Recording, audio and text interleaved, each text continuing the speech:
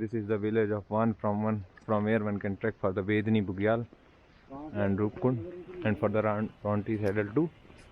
Not there much tourists are here on this route as weather is not so good, but I hope it will be clear by 8 or 9 in the morning. It's raining since last night, but let's hope for the good. Here are a lot of options for stay and accommodation, and one can easily get porters and guides from the Wand village. So this step will lead to the path connecting to the Vedni, Bugyal. It will take around 30-40 minutes to walk from village of Wand up to here, and this is the last village, Ranakadhar, and one can easily get food and accommodation here. Shops are here, and porters and guide also can be contacted from this village. And it's raining very fast. Let's hope if the weather is good, we'll move further. So this is around 2.6 kilometers from the village of Wand, and the altitude is around 2700 meters. So it had taken around 1.5 hours from Ranakadhar to reach here, and the altitude is around 3200 meters.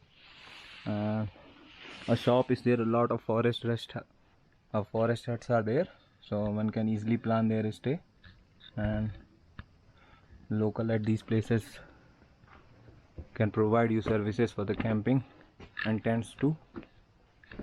The person to contact here is this one and this one is my guide. कौन सा top है? So up there is a Dahlia top, and it has taken around half an hour from the last village, so it would take 30-35 minutes more to reach up to the Vedni, Bugyal.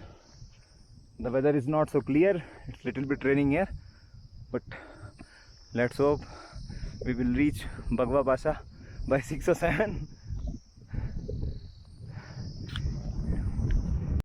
So reached Vedni, Bugyal. It is the Asia's largest meadow, so the whole region is flooded with beautiful flora.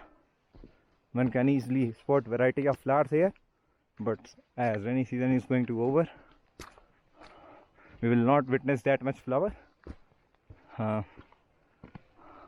Forest huts are created there, so this whole area one can extend his whole eyes and look beyond that. This is Vedni, Bugyal, Asia's largest Bugyal, up here in trek from Wand village here in Chamoli district of Uttarakhand. So as camping in the Bugyal has been banned by the Uttarakhand government, so one has to go up to Pathar Nachuni, and this is my guide. So this is a whole view of this Bugyal.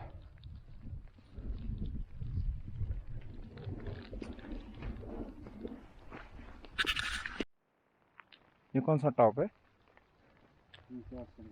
So this is all along the way up from the Vedni, Bugyal. It took us around 1 hour 15 minutes to reach here, and Pathar Nachuni is like half an hour more from here. And this is the view. We are at an elevation of around 4200 meters, and this is the vegetation, lot of flowers.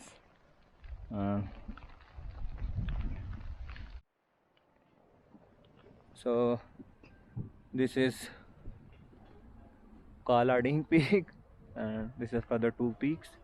So I've reached here by 3:30, but I didn't found the time to record a video. But here are huts there, so I plan to stay at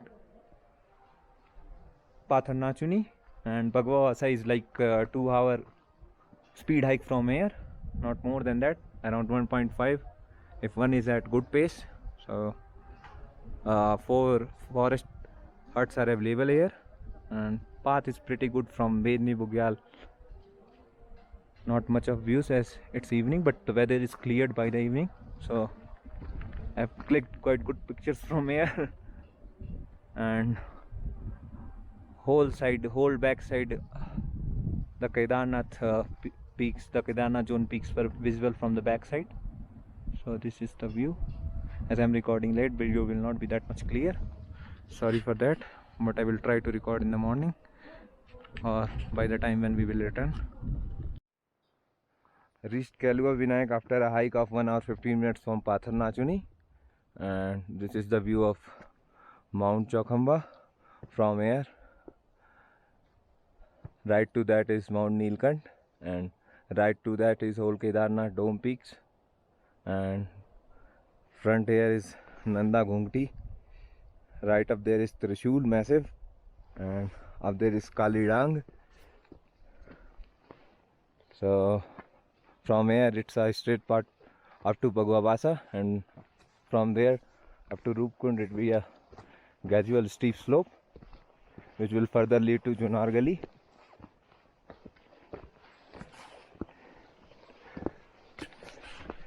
हो सकता हो. Reached Bagwabasa here at an altitude of around 4300 meters. So it was a hike of around 1.5 hours from Patharnachuni. So we had paid tribute to Lord Kailua Vinayak. So this is the view, and one has to follow the small path up there at the ridge. So Roopkund is around 45 minutes from here.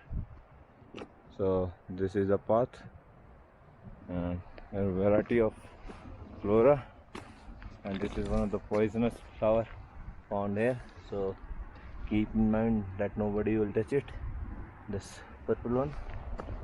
And there are some glacier crossings as the glacier has been melted down, so these are being treated as a river stream in the rainy season. So these are basically the glacier sections. If one will come in June, they might have to cross several glaciers. So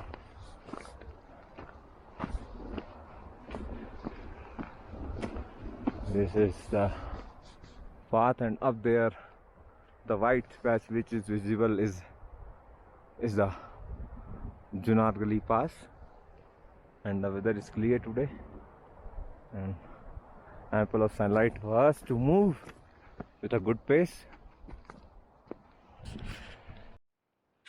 So 20 minutes before the Roopkund Lake. So this is the path.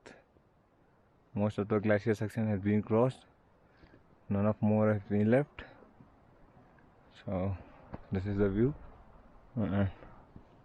several high peaks full of snow. Sun is up right there.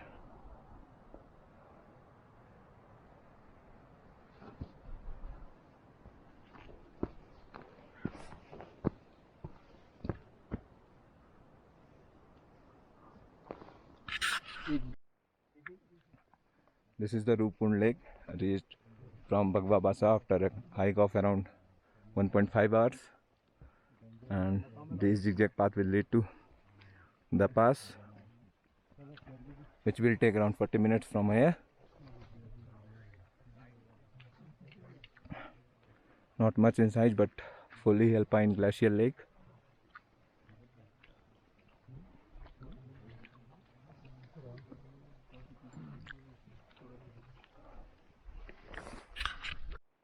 So reached Junar Gali. It took us around 20 minutes to walk from the Roopkund, and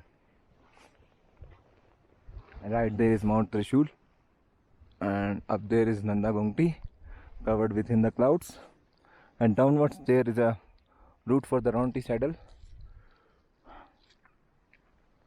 So this is the view from the top of the Junar Gali Pass.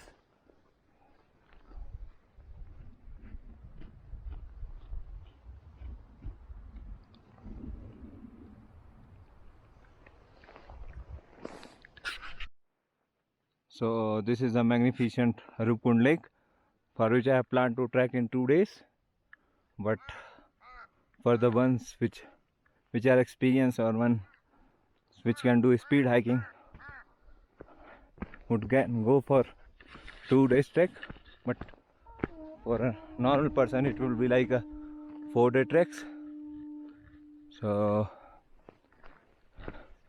up there was Junar Gully, which I have visited, and as clouds are getting all over the sky, so I hope you were able to observe the small bones, fragments of the small bones and skulls all around the lake. But together they have kept some bones and skulls. So the story behind this is, some people think that there was King of Kannauj who was there to celebrate birth of his children, of his son. So he has planned a visit to holy place Rupkund. So what they have done there are greedy activities, like they have planned here for liquors and all. So Mahananda Devi was like, she caused the hailstorm and everyone has died. So, but according to the research of the Oxford University, the bones are like 1000 years and 700 years back. So some of these specimens belongs to Mediterranean people, and some are of the Southeast Asian people. So it is assumed that the skulls belonging to person, they might be around 7.5 feet tall, and there are quite other sleepers here, very much prevalent that time. So, but this is not a good thing to showcase everyone. And this is the route.